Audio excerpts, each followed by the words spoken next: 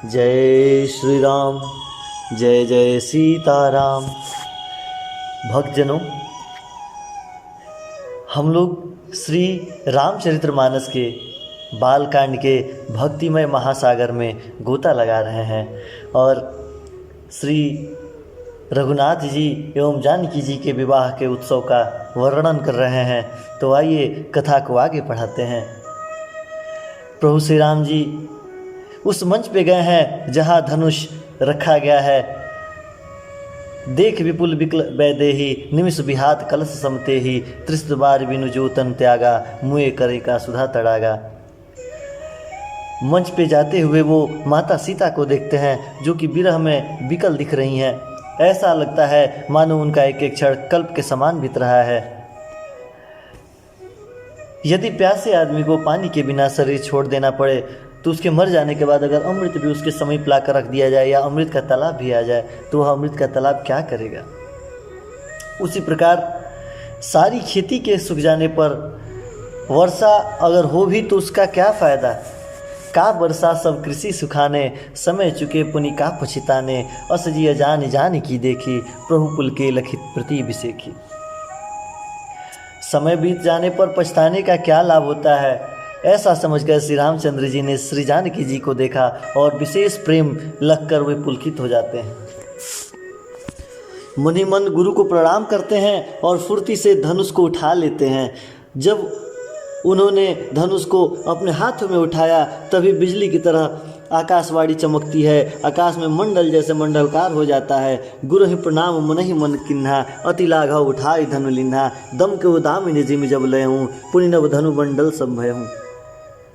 प्रभु गुरु को प्रणाम करके धनुष को एक ही बार में उठा लेते हैं। धनुष को उठते ही बिजली की ऐसी चमक वायुमंडल में होती है जैसे पूरा आकाश मंडल मंडलाकार हो गया है। लेत चढ़ावत खैचत गाढ़े, काहू न लखा देख सब टाढ़े, थे छन राम मथ्य दनु तोरा, भरे भुवन दुनि खोर कठोरा।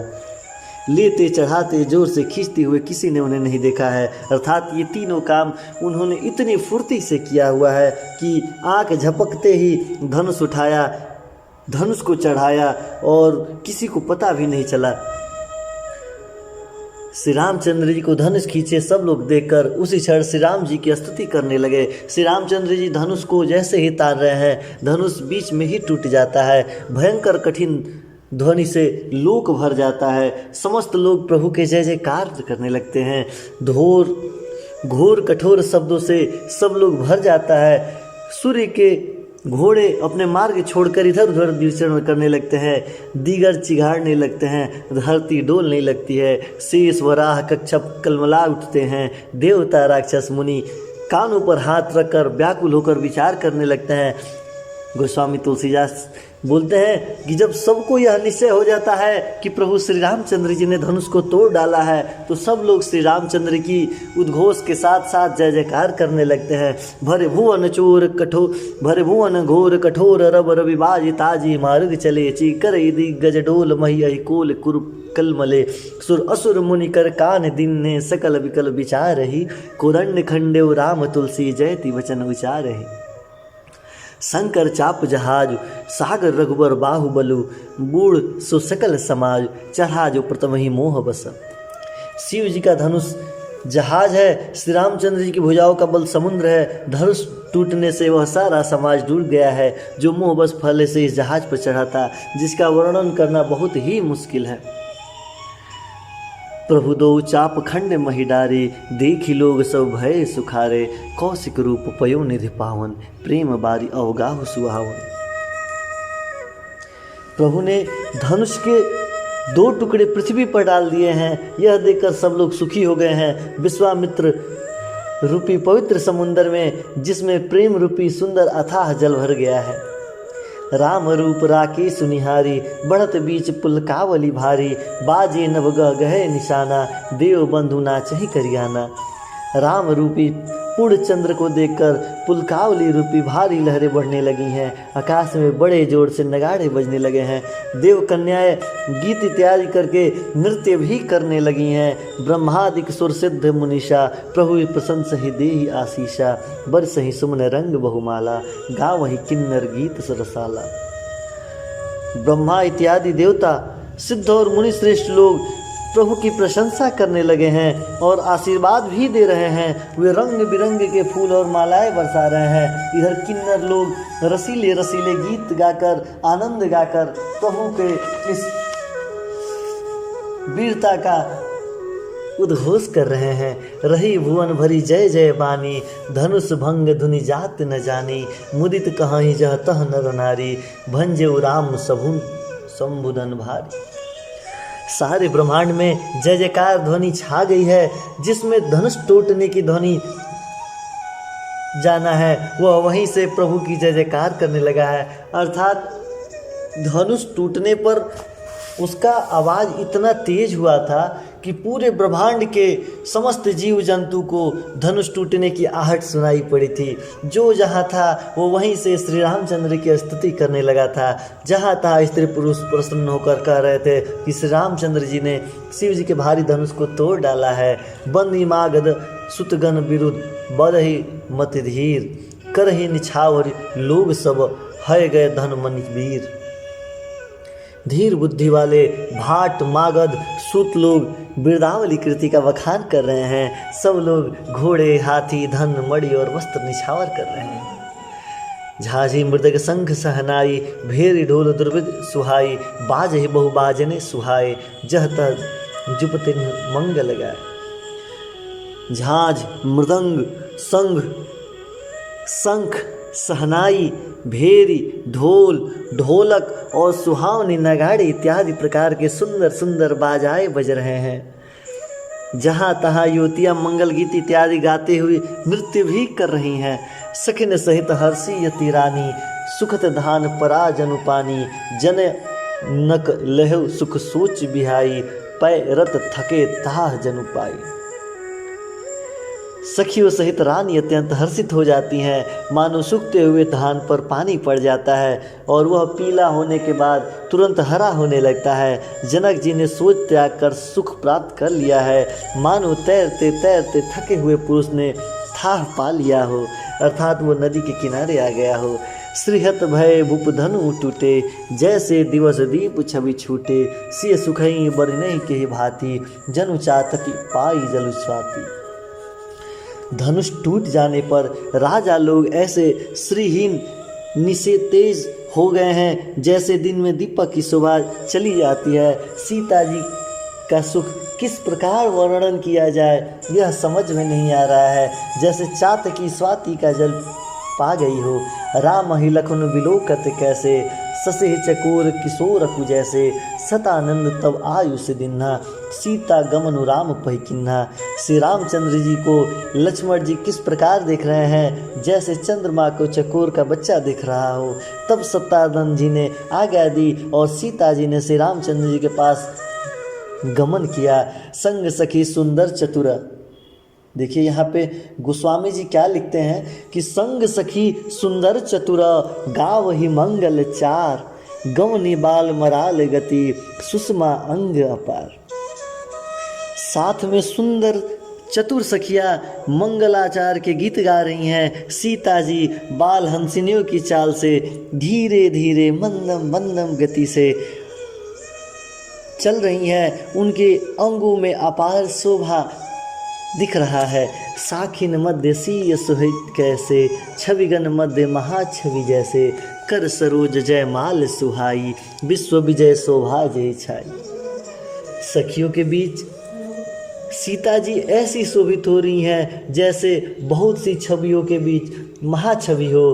कर कमलों में सुंदर जयमाला लगा हुआ है जिसमें विश्व विजय शोभा छाई हुई है।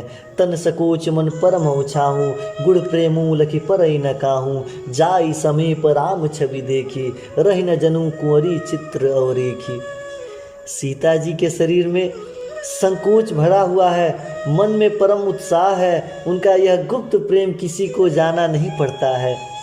समीप जाकर श्री रामचंद्र जी को शोभा देखकर राजकुमारी सीता जी चित्र में लिखी सी रह गई हैं। अर्थात जैसी खड़ी थी वैसे ही श्री रामचंद्र जी को अपने चितचोर नैनों से देखती हुई शर्माती हुई वहीं पे खड़ी हुई हैं। चतुर सखी लखी कहा बुझाई, पहिरा वहु जय माल सुहाई, सुनत जुगल कर माल उठाई, प्रेम विवश पहिराए न जाई। चतुर सखी ने यह दशा देकर समझकर कहा कि सुहावनी जयमाला पहनाओ, हे प्रिय हे सीते जयमाला पहनाओ। यह सुनकर सीता जी ने दोनों हाथों से माला उठाई, पर प्रेम के विवश होने पर पहनाया नहीं गया उनसे।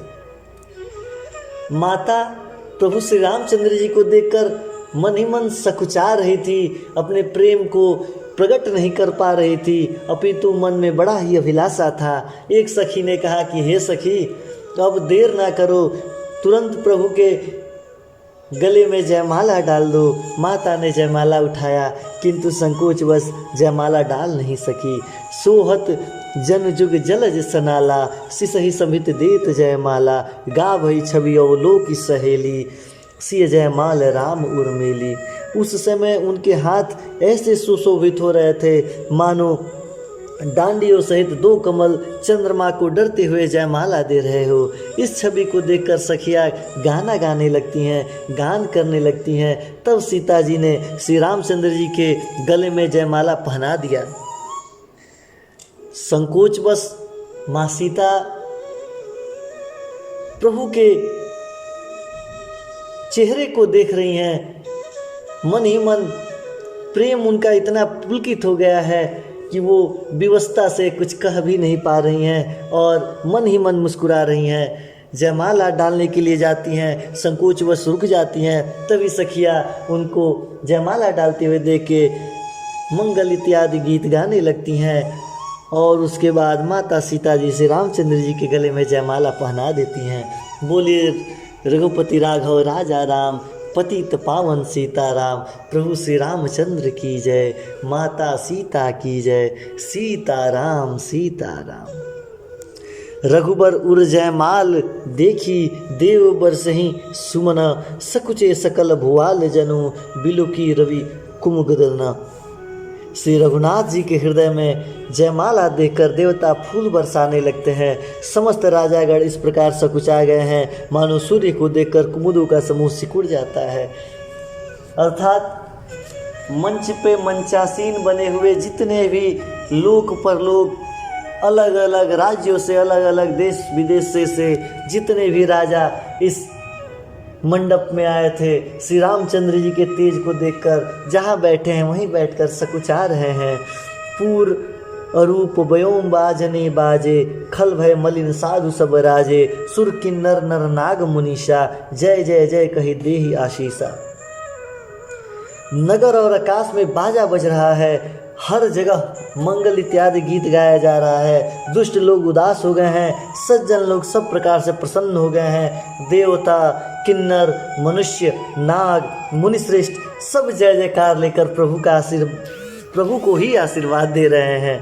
देखिए गोस्वामी जी क्या लिखते हैं, इस मंगल चरण में, इस मंगल बेला में सब लोग अपने अपने अनुसार प्रभु को ही आशीर्वाद देने लगे हैं। मुनि श्रेष्ठ जय जयकार करके आशीर्वाद दे रहे हैं। देवता, किन्नर, मनुष्य, नाग सब लोग अपने अपने अनुसार मंगल इत्यादि गीत गाकर प्रभु की प्रशंसा कर रहे हैं, खुशी मना रहे हैं। नाचहि गावहि विबुध बुतुटहि, बार बार कुसुमांजलि छुटी। जह तह विप्र वेद ध्वनि करहि, बंदी विराट धवली उचरहि।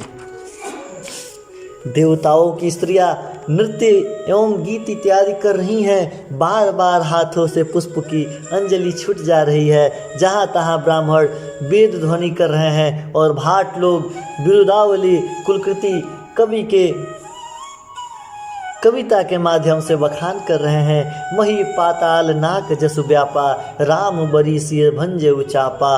करही आरती पुर नर नारी, देहि निछावर बीत बिसारी।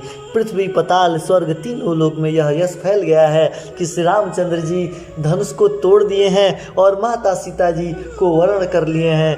नगर के नर नारी आरती कर रही हैं तथा अपनी पूंजी अर्थात अपनी हैसियत के अनुसार सब लोग अपने अपने सामर्थ्य को निछावर कर रहे हैं। सोहत सी राम के जोरी, छवि श्रृंगार मुनहु एक ठोरी। सखी कहि प्रभु पद गौ सीता, कर दिन न चरण परस अति भीता। श्री सीता जी राम जी की जोड़ी ऐसी सुशोभित हो रही है मानो सुंदरता और श्रृंगार रस एकत्र हो गए हों। दुनिया की सबसे अलौकिक, सबसे सुंदर, जिसकी उपमा किसी से नहीं की जा सकती है, वह जोड़ी है प्रभु श्री राम और माता जानकी की। श्री जानकी और माता जानकी और प्रभु श्री रामचंद्र जी की जोड़ी ऐसे सुशोभित हो रही है मानो सुंदरता और श्रृंगार रस एकत्र हो गए हैं। सखियाँ कह रही हैं कि हे सीते, स्वामी के चरण छुओ, किंतु सीता जी अत्यंत भयभीत हो गई हैं, उनके चरण नहीं छू पाती हैं। गौतम तिय गति सूरति करी, नहीं परसति पग पान, मन बिहसे रघुवंश मणि, प्रीति अलौकिक जान। गौतम जी की स्त्री अहिल्या की गति का स्मरण करके सीता जी श्री रामचंद्र जी के चरणों को स्पर्श नहीं कर रही हैं। सीता जी की अलौकिक प्रीति जानकर रघुकुल मणि श्री रामचंद्र जी मन में हंसते हैं। माता सीता चरण छूने से पहले ये सोचती है कि हो सकता है कि मैं भी गौतम ऋषि की पत्नी अहिल्या की तरह गति को प्राप्त कर लूँ। जैसे ही मैं श्री रामचंद्र जी के चरण को स्पर्श करूंगी, हो सकता है मुझे भी विधाता इस जन्म को भोगकर मोक्ष की प्राप्ति आज ही करा देंगे। यह सोचते हुए वह प्रभु के चरण को नहीं छूती हैं। इधर सीता जी के अलौकिक प्रीति जानकर रघुकुल मणि श्री रामचंद्र जी मन ही मन हंसने लगते हैं। तब सिय दे के भूप अभिलाषे, कुर्र कपूत मुड़ मन माखे, उठी उठी परिहरी सनाह अभागे, जह तह गाल बजावन लागे।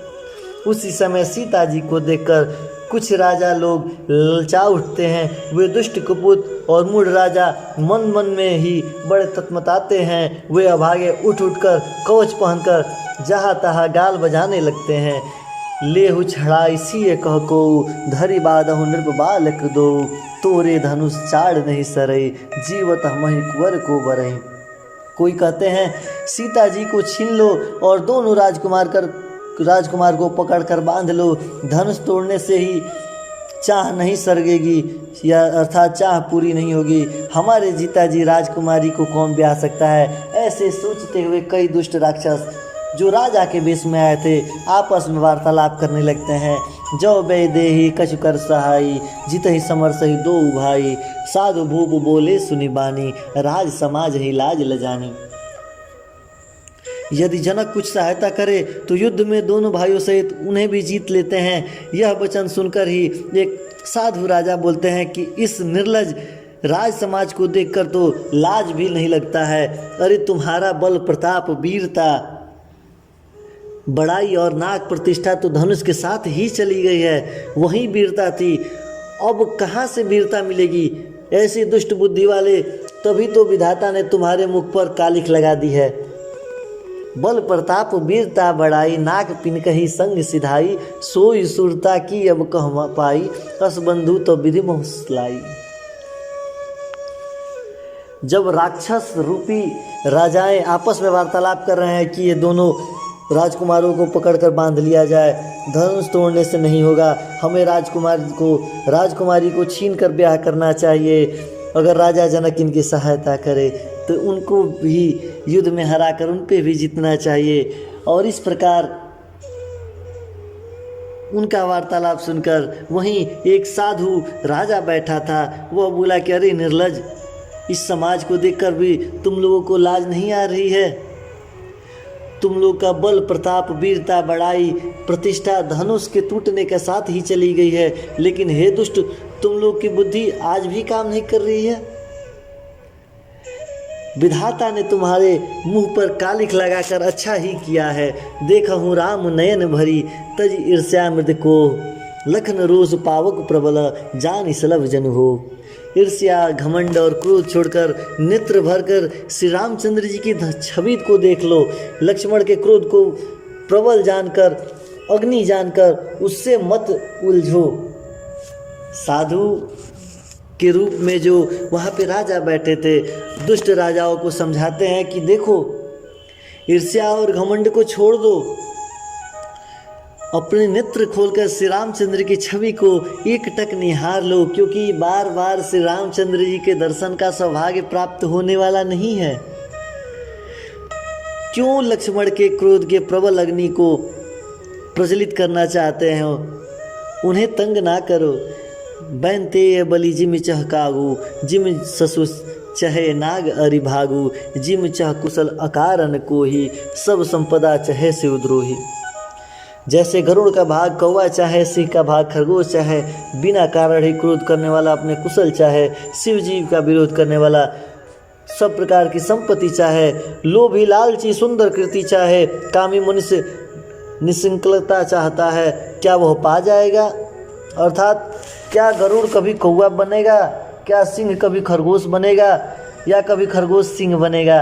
ऐसा कभी संभव ही नहीं है। लोभ लालची लोग तो हमेशा चाहते हैं कि उनकी कृति हो, कलंकी मनुष्य हमेशा चाहता है कि वो निकलंकी हो, लेकिन श्री हरि ही मोक्ष को प्राप्त कराता है। हे राजाए, सीता के लिए तुम्हारा लालच वैसा ही व्यर्थ है।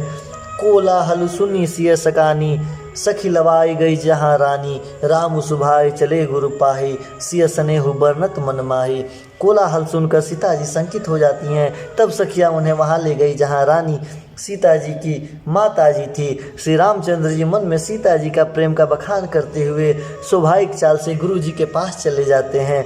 रानी सहित सोच बस सिया अब धो विधि काह करनिया, भूप वचन सुन इत उत तकहीं लखनो राम डर बोल न सकहीं।